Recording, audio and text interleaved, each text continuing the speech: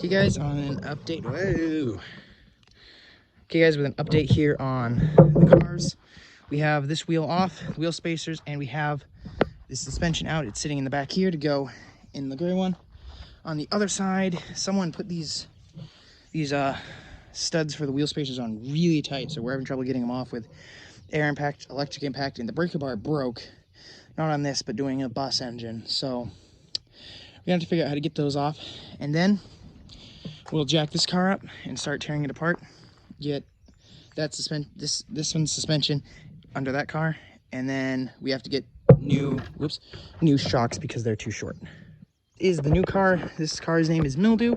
I will show you why. It is a 02 TDI. It's got some slight mods, mostly being a downpipe to it.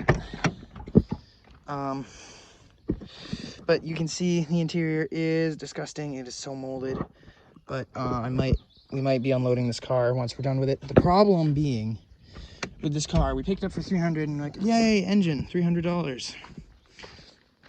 We get it home and we knew it was leaking around one of the injectors. It was leaking its compression, and we thought it was just we're like, okay, it's just a little crush washer underneath it. It's this injector here, and we managed to fix it by putting a new washer under there and getting it to reseal. The problem is it was driven like that and it eroded around it, so that hole isn't round anymore. It doesn't seal right, and my dad doesn't trust it, and I really don't blame him. I don't trust it a ton either. So we are going to hopefully get a new interior for this car. We're going to sell it we're hopefully the parts car with the actual good engine we're going to get now. If we do that, we'll have an interior we'll put in this, and we'll sell this car and be like, it has a problem. It could keep going it could keep driving for another couple thousand miles without any problem from that, or it could die spontaneously. So yeah, this is Mildew, the new Volkswagen Jetta. Here on the stock springs, we can't put those ones in yet because we need to get longer shocks, so we'll do that when my dad gets out of a meeting. Josh is over here buttoning up the last mounts on top of the, he dropped a bolt, I think, the mounts on the shock up there, the shock up there, and then we'll put it on the old wheels, the small wheels without the wheel spacers. So we're taking this car back to stock. We're raising and widening our car by 2 inches. Sorry about that little thing right there. I have to fix this. Sorry. That's good.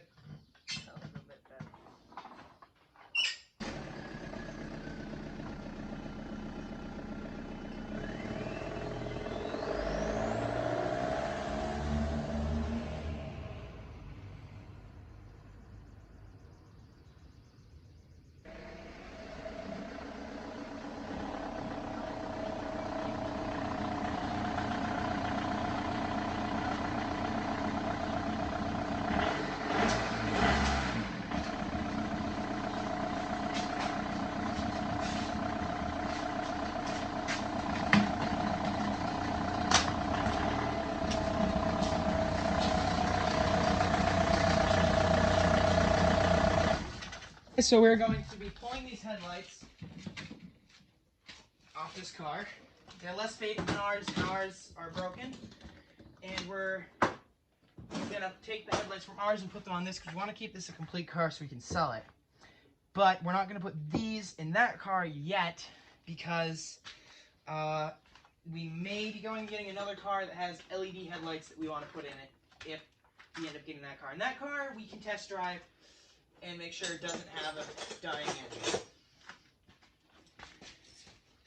Okay, this one just had a C-clip in it.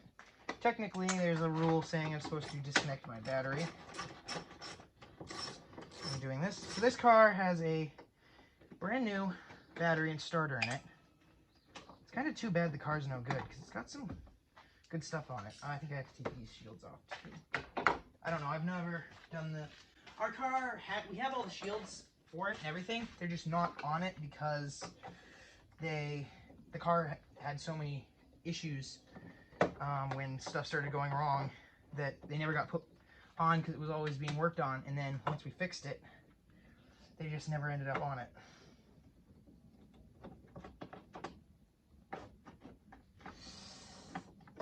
Okay, these are stuck together with a clip.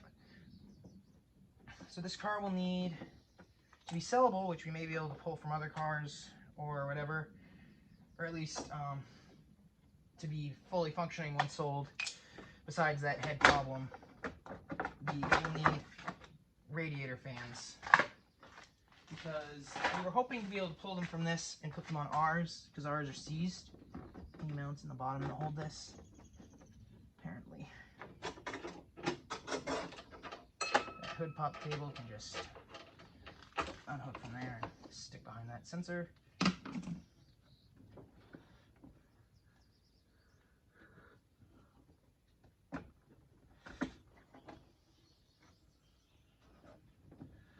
Basically, why we need headlights is one of these doors on the back of our light is broken off.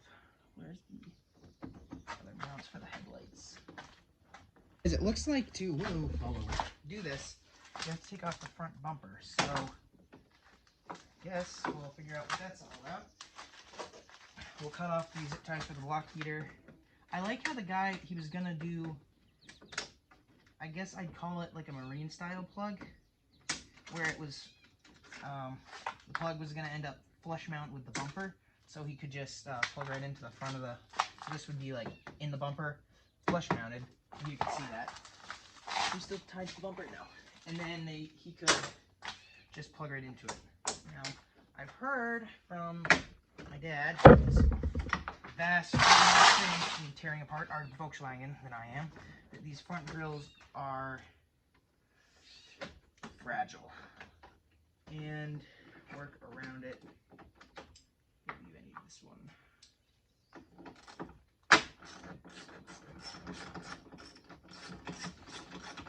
I'll have to do this to the other car anyhow. This has probably been done before, because this car, all these around these clips are cracked.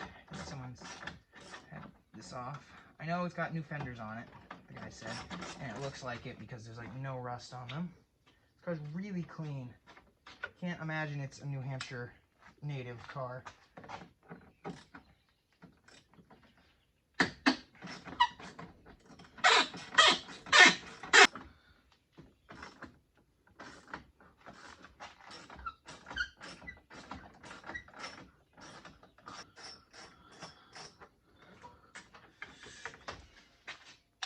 Okay, now do the corners, just pop off or bolt it on.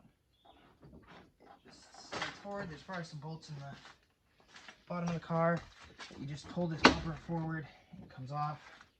There's the marker lights to deal with. Hey guys, front bumper's off. Just have to undo these side marker lights so I can get it out of the way. It's a lot easier than getting the bumper off my dad's Mustang, that's for sure. A lot less hardware.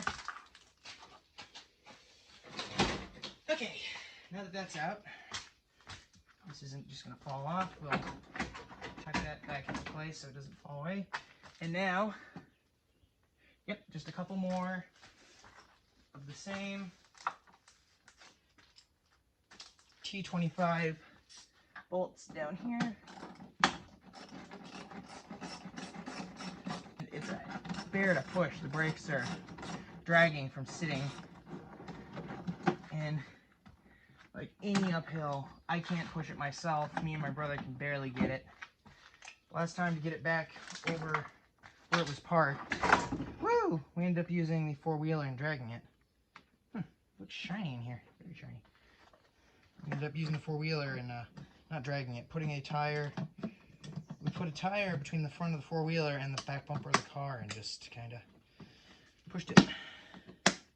Okay, there's one headlight out. You get these, as you get the bumper removed, there is just a connector on the back of the headlight that you will unplug. And of course this one's not broken, so I actually have to unclip it. There we go.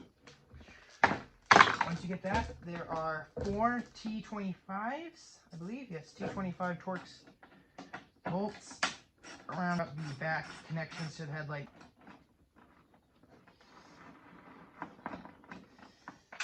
And T25 right over here. That one, I almost got it. And then you just pull the headlight forward and out the front of the car. And that is how you remove the headlight on a Mark IV. Jetta. Golf is probably similar. Passat, probably pretty much the same again. Okay guys, it's kind of the end of the day. Here we have the, here we have the car. The back end's jacked up, got the new tires on it. Back there you see mildew, the moldy car. It's stock on the back now. We went and bought some new shocks for the rear of this thing, because the old ones were pretty much shot. And then we're now trying to figure out what to do about our engine problem still. And once we figure that out, then we'll start really getting into getting these cars going again. So thanks for watching, and I'll see you in the next video.